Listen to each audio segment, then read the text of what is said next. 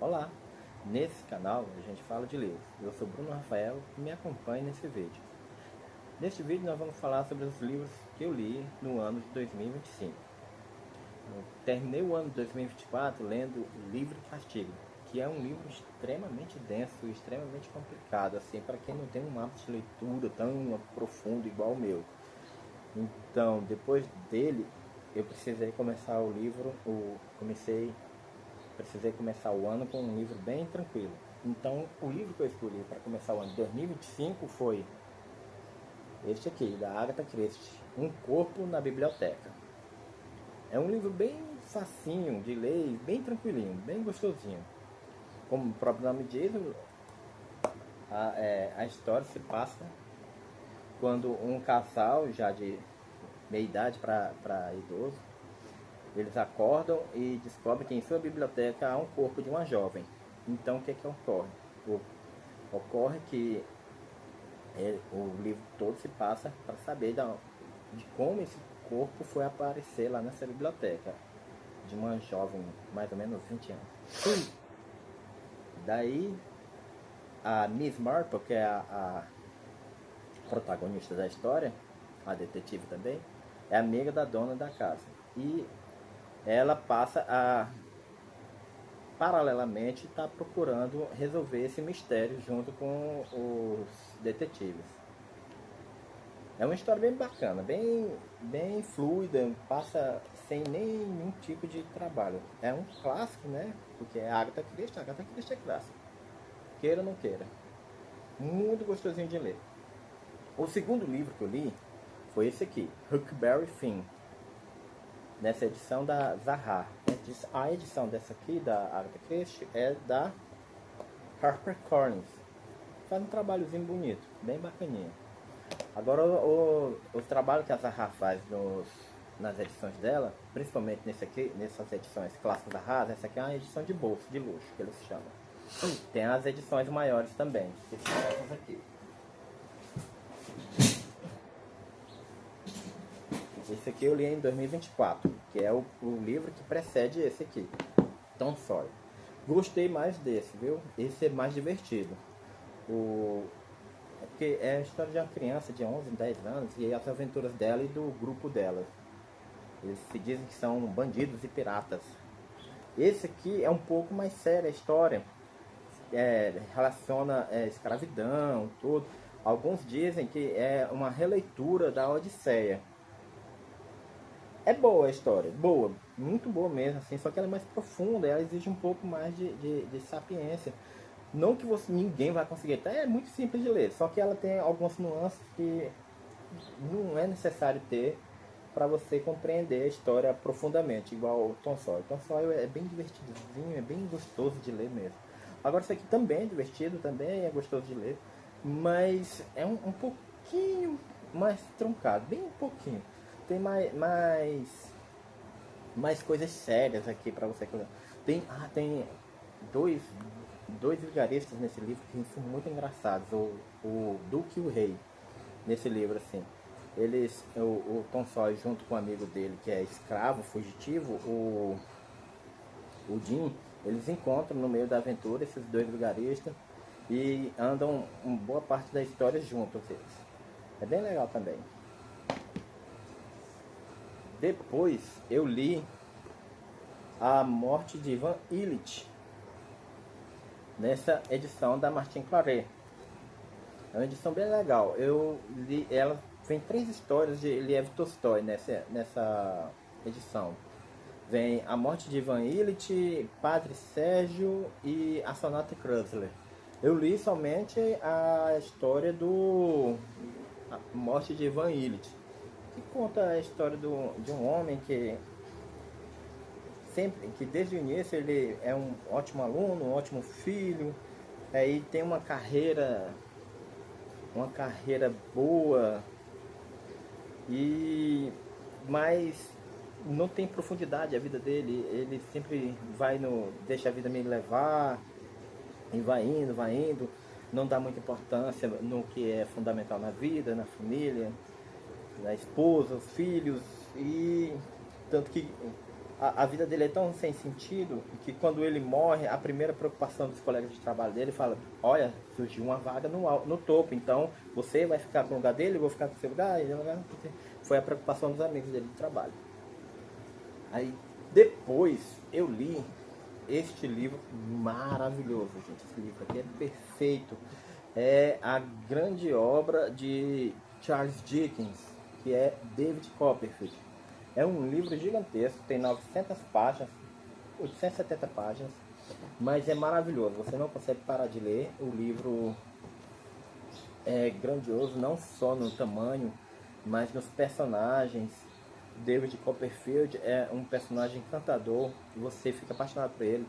A história dele, a primeira fase na história dele é de quando ele é criança, então ele sofre pra caramba no início da história, as primeiras 200 páginas mais ou menos.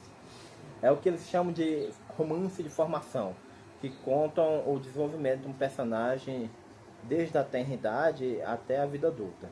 É muito, muito bom. É a magnum opus de Charles Dickens. Eu vou atrás depois do livro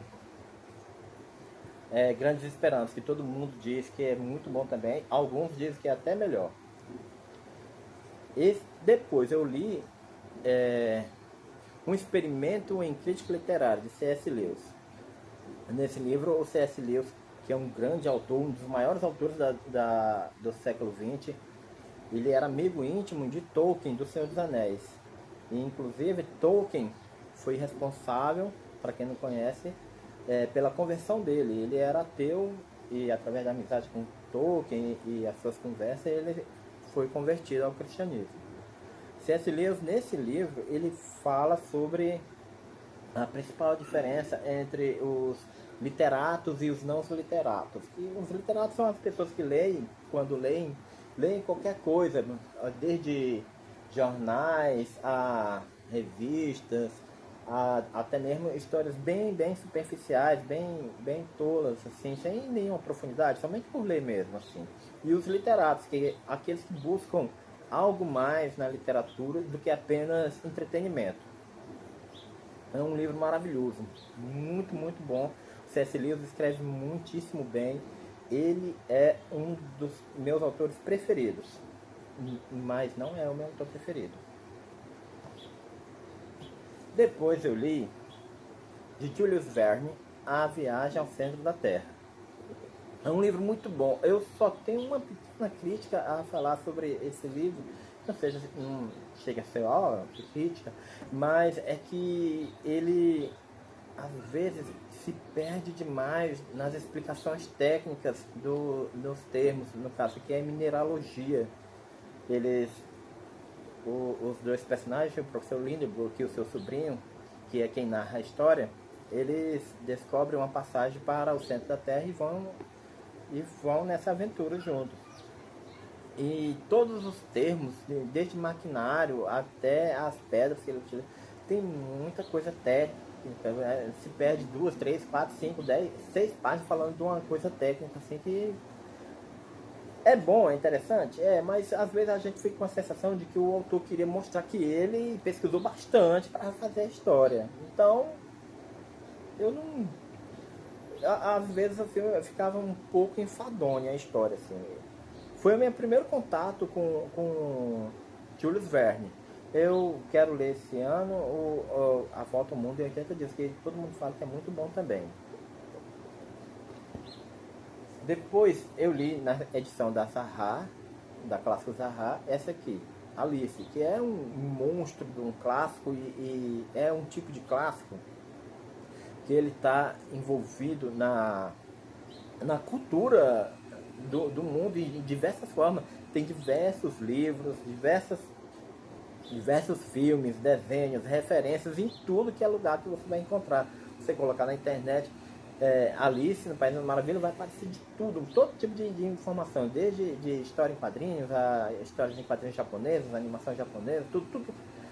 Muitas informações e referências culturais a Alice nos Países da Maravilha. É de Lewis Carroll. Eu li e não gostei.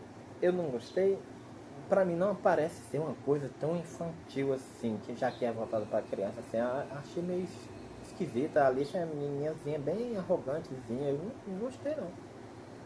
Não gostei. Agora esse aqui, esse outro livro que eu li, e não é que eu não tenha gostado, eu apenas esperava mais dele. É O Estrangeiro, de Albert Camus. O Camus fez um personagem aqui principal, que ele é o tipo de personagem, esse é verdadeiramente o tipo de personagem que deixa a vida me levar. Não sei se ele quis fazer um cara assim, ele é muito estranho. No início do livro, a mãe dele morre, ele fala, ai meu Deus, minha mãe morreu, tem que enterrar. Eu tenho que pedir agora uma folga lá pro meu patrão vai encher o saco por causa dessa folga, e eu vou ter que ir lá enterrar essa minha mãe, não sei o que. Aí aparece um cara que espanca uma mulher e quer fazer amizade com ele, ei, espancou essa mulher e quer ser meu amigo, vamos ser amigos.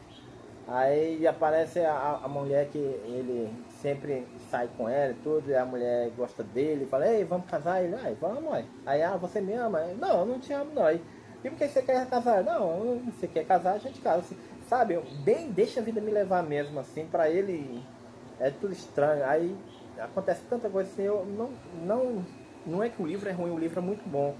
O personagem que é estranho, sabe, eu não me conectei ao personagem, até mesmo eu fiquei assim, poxa, esse cara é estranho demais, eu não gostei do personagem, o livro é bom.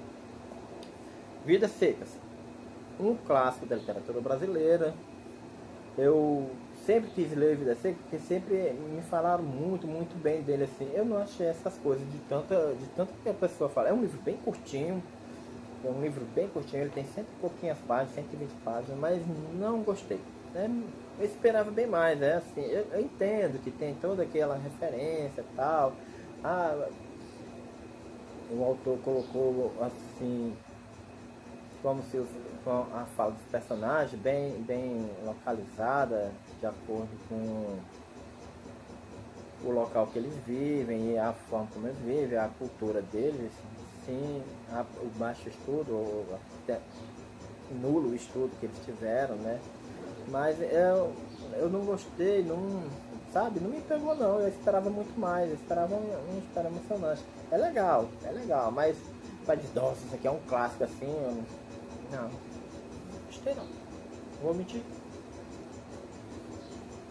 Quincas Borba, agora aqui, não é só porque é Machado não, tudo aqui nesse livro é interessante, todos os personagens. O Quincas Borbas, para quem não sabe, não é o personagem principal. Quincas Borba é o cachorro que era do amigo do Rubião, que é o personagem principal. O Quincas Borbas, que era o dono do cachorro, morre e deixa de herança para Rubião toda a fortuna dele, com a condição de que ele cuide do Quincas Borba cachorro e trate ele muito bem. Se ele trata aqui, vocês vão descobrir se ler. Mas o livro é maravilhoso. Rubião era um professor e se vê com uma grande herança do seu amigo Quincas Borbas. E ele se perde, cara, no quesito o que fazer com esse dinheiro. Ele conhece um casal, tem a mulher desse cara que ele conhece, ele se apaixona pela mulher do cara e fica cego, perde as estribeiras, sabe? Ele fica querendo tomar a mulher do cara, enchendo ela de presentes, enchendo o cara de presentes. Todo mundo que chega perto dele fala, quer conversa, eu preciso de dinheiro para a gente ganhar nisso. Ele, bom, tome dinheiro, vai lá, vamos ganhar esse dinheiro, tal. Todo mundo que chega perto dele com interesses, ele cede, e com o passar do tempo você vai vendo o que essas pessoas fazem por ele, o que deixam de fazer. E só tem uma personagem aqui que eu realmente gostei. Os personagens aqui, todos eles são mesquinhos. Se passa na época do Império, no final do Império do Brasil, na história. E só tem uma personagem que eu gostei aqui, que foi uma senhora que aparece no final, que realmente, verdadeiramente, parece que é a única pessoa de coração mesmo que aparece na história. Que os demais personagens são muito maliciosos, todos eles. Mas é uma história maravilhosa. Eu nunca tinha lido Quincas Borba, já tinha lido Machado de Assis na minha adolescência, A Mão e a Luva, Dom Casmurro, Helena, tal. O Quincas Borba eu não conhecia ainda. E esse ano eu quero reler Memórias Póstumas de Brás Cubas, que eu li quando eu tinha 17 anos, agora eu tenho 44. Então tem muito tempo que eu li Machado de Assis. A minha adolescência toda eu lia os clássicos brasileiros. Mas por conta da escola e também porque eu gostava muito também. Então eu vou reler o Memórias Póstumas de Brás Cubas esse ano. Que eu estou precisando, eu quero muito. Outro clássico, Tristão e Isolda, da Martim Claret. Uma edição bem bonitinha, bem feita, bem acabada. Martim Claret, esses últimos anos, ela tem feito edições maravilhosas também. Muito bonitas. A história de Tristão e Isolda é sobre o casal mesmo. Eles começam com o pé esquerdo na história e vai se desenrolando assim. Ele tem uma linguagem bem sofisticada, que é a Idade Média, né? Mas eu confesso que eu esperava mais, assim, não gostei muito não. É um tipo romance de cavalaria, sabe? Então, é boa. Não me deixou assim extasiado, mas é muito boa. Agora nós temos Franz Kafka, com seu O Processo. Nesse livro, ele é extremamente denso, esse livro. Apesar das poucas páginas que tem, ele tem em média 250 páginas, mas a história é muito sufocante, sabe? A história começa com ele sendo acordado no quarto dele, na pensão onde ele mora, por agentes do governo, e ele está sendo processado por algo que ele não sabe. Os agentes que estavam ali não sabem, não querem e não podem informar, só estão ali para executar o processo em si, né? Atuar ele e tal, e ele começa a ir atrás para tentar resolver esse processo. Ele fica envolvido nesse processo durante meses e meses, sem nem saber pelo que está sendo processado. As pessoas nesse livro se passa na Alemanha socialista, no início do século. Ali para quem não sabe, a Alemanha ela foi socialista, ela teve uma revolução socialista antes da Revolução Russa. Então ela foi socialista ali até mais ou menos 1920, 1930, onde ela virou nazista. A semente do nazismo foi o socialismo. Aí, na Alemanha socialista, os personagens são muito estranhos, eles sabe, eles não têm um discernimento como aqui no Brasil a gente tem uma base cristã, assim, eles não têm uma moral. Todas as pessoas aqui são amorais. Desde o personagem principal, as pessoas da pensão, os funcionários públicos, o advogado com quem ele se envolve, a moça que trabalha na advocacia, tal, é muito estranho eles. Foi mais um dos personagens. Eles se parecem muito com o Estrangeiro de Camus. É muito estranho ele, eu não sei. E a história é muito pesada no termo, assim, praticamente não tem uma pontuação assim de ponto final, parágrafo. Tem um parágrafo aqui que é 20 páginas, um parágrafo, 20 páginas. E os textos estão imbuídos dentro desses parágrafos, os diálogos no caso, né? E é muito sufocante ele procurar saber pelo que está sendo processado. Ele trabalha num banco e ele fica estigmatizado, sabe? Todo mundo fala, esse cara está sendo processado. Aí tem os níveis de processados, depois ele adentra. Tem um cara lá que ele conhece lá no advogado onde ele está sendo ajudado. Aí ele fala assim, quem você acha que é? Você só tem 6 meses de processo, eu tenho 3 anos de processo, mas você não é ninguém, você não sabe nem pra onde vai, sabe? É muito opressor esse negócio, você vê o poder esmagador do Estado sobre um cidadão. E olha que ele nem é um cidadão legal não, ele é um cidadão muito... cidadão fraco. Aqui nós temos A Imaginação Educada, também foi outro que eu li, mais ou menos em julho já li. Northrop Frye, nessa edição aqui da Sétimo Selo, ele fala para a gente da importância da imaginação educada. Você educar a sua imaginação, o seu psique, a sua cabecinha, com coisas boas, com coisas... não que você não... isso aqui eu não vou ler porque não vou... Isso aqui não me edifica. Você pode ler todo tipo de coisa, mas procure ler também coisas que evoluem a sua mente, a sua alma, que transcendam você a ser um ser humano melhor. É basicamente sobre isso. Não só em literatura, música também é muito importante. Já dizia Aristóteles, há mais de 2000 anos atrás, cuidado com a música que o Estado passa para vocês. Não, a época dele era música, né? O Estado botava lá as músicas bem tolas para você ouvir. Aqui, hoje em dia, a mídia anda junto com o Estado, então cuidado com que a mídia também passe muito para você. O tipo de música que você ouve bem as letras para você saber do que eu estou falando. Das músicas que estão na mídia aí para vocês ouvir. Não é algo que edifique nenhum tipo de sociedade. Nenhum tipo de sociedade. Depois eu li Nárnia. As Crônicas de Nárnia. O Leão, a Feiticeira e o Guarda-Roupa, de C.S. Lewis. De novo, C.S. Lewis. Foi 2 C.S. Lewis que eu li esse ano, né? Isso aqui é um grande clássico. Eu comecei a ler pela a ordem de história mesmo das Crônicas de Nárnia. O primeiro livro é O Sobrinho do Mago. Eu li ano passado, não, em 2024.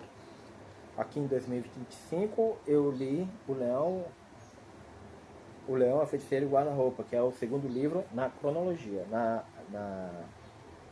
cronologia histórica. Na cronologia de lançamento, esse aqui foi o primeiro. É Nárnia, gente. Quem não conhece a história de Nárnia, pelo amor de Deus. É um clássico. O filme também é muito bom, principalmente esse do Leão, a Feiticeira e o Guarda-Roupa. É um clássico infantil e maravilhoso o livro.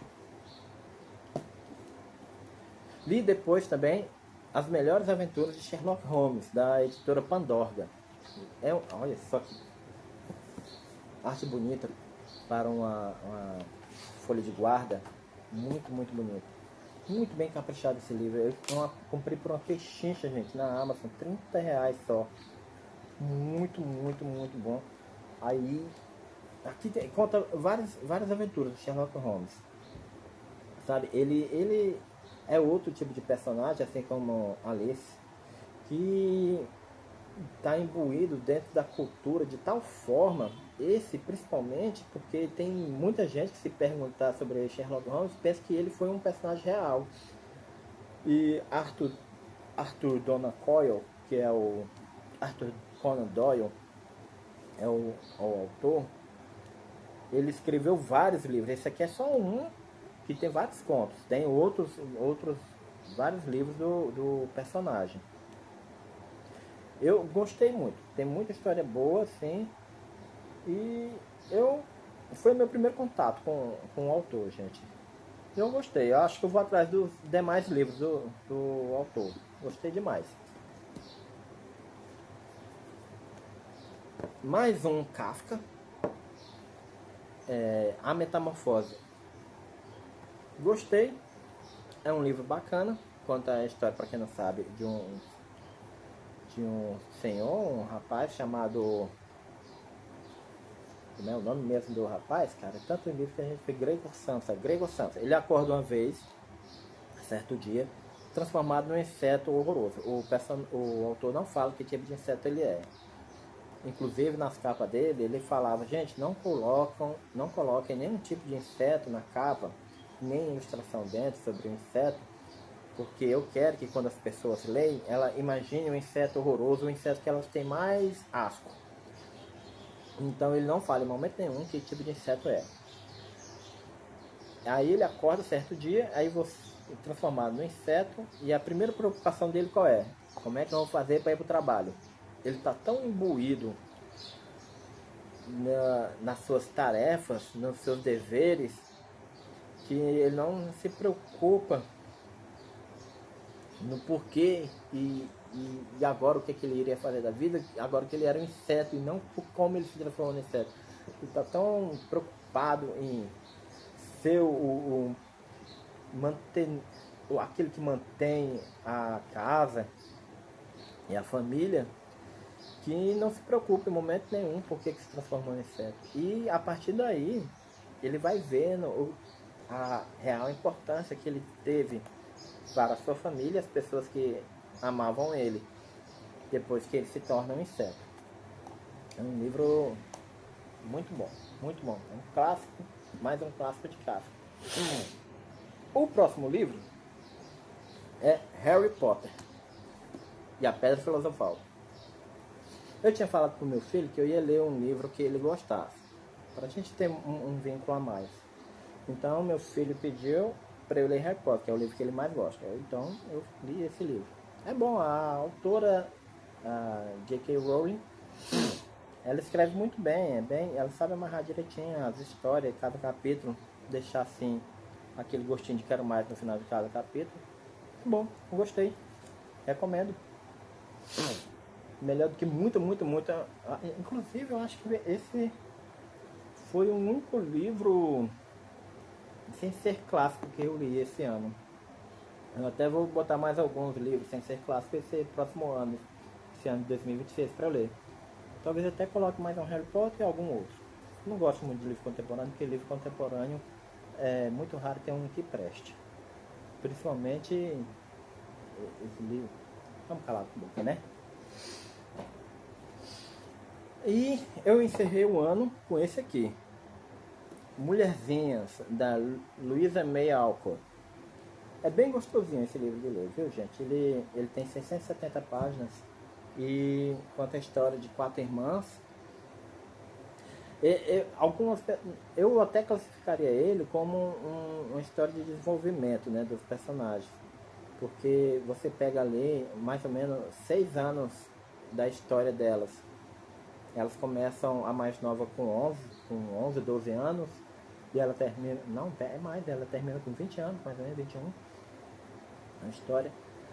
Então você pega ali o desenvolvimento, assim. A única coisa assim que eu não gostei muito, porque, para quem não sabe, esse livro foi encomendado para a autora como uma obra que vai ajudar no desenvolvimento das moças, nas virtudes das moças. Fora as partes que ficam muito evidente isso, a história é muito boa. De todas elas, de todas as 4. O desenvolvimento de todas elas é muito bom.